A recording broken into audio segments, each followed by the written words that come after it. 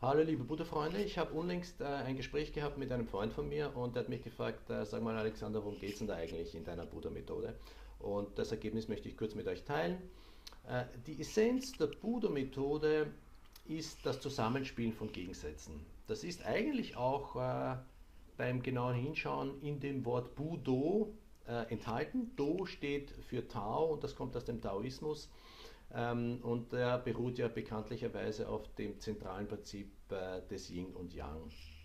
Ähm, Dieses Zusammenspiel von Gegensätzen gibt es, wenn man sich genauer damit beschäftigt, allerdings unter anderem Namen in vielen anderen westlichen Disziplinen. In der Physik zum Beispiel findet man die Komplementarität, also das Zusammenspiel von Teilchen und Welle. Man findet es in der Philosophie, bekannt ist die Hegelsche Dialektik, also die These, die Synthese und die Antithese. Bekannt ist auch in der Medizin das Zusammenspiel von Gegensätzen im menschlichen Körper. Anders ausgedrückt, der menschliche Körper ist eine Ansammlung von Gegensätzen, die zusammenspielen. Linke Gehirnhälfte, rechte Gehirnhälfte, linkes Auge, rechtes Auge. Bei jeder Bewegung spielt der Agonist mit dem Antagonist zusammen und so weiter und so weiter. Im Budo ist es auch eines der, wenn nicht das wichtigste Prinzip. Es gibt den Druck und den Gegendruck. Es gibt den Uki und es gibt den Tori. Es gibt die äußeren Disziplinen, da lernt man die Kontrolle der Außenwelt. Es gibt die innere Disziplin, da lernt man die Kontrolle über sich selber, also das Abschalten des Geistes, die Zufriedenheit unabhängig von den Ergebnissen in der Außenwelt. Im Judo gibt es den Angriff und die Verteidigung und so weiter und so weiter und so weiter. Und dieses Prinzip des Zusammenspiels der Gegensätze als Erfolgsfaktor habe ich für mich erkannt und in meine Tätigkeit als Interimsmanager hineingetragen und habe damit die Buddha-Methode entwickelt und für mich meine Aufgaben als Interimsmanager deutlich besser lösen können als andere. Ja, und im Beruf und im Management geht es um das Zusammenspiel von Wettbewerb und Kooperation.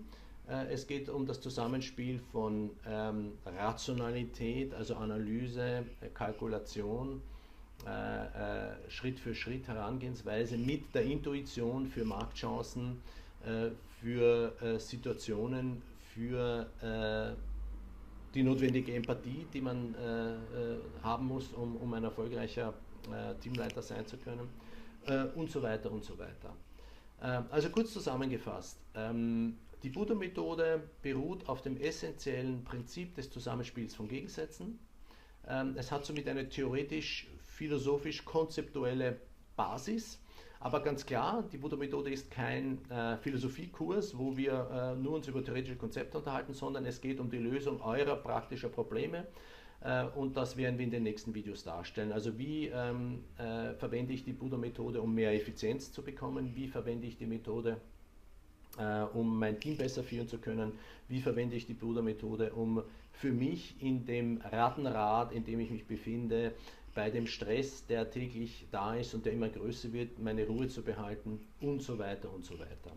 Wenn dich das interessiert oder mehr interessiert, als ich in diesem kurzen Video darstellen konnte, geh auf unsere Webseite und hol dir den Management Summary, dort kannst du ihn dir herunterladen oder unter diesem Video befindet sich auch ein Link, dort kannst du dir das Kurzbuch kaufen und das legt die Basis bzw. nimmt diese Basis und erweitert sie etwas, sodass du die Grundlagen dieser Methode ein bisschen klarer vor dir liegen hast. Ja, das sind die Möglichkeiten, das ist die Zusammenfassung.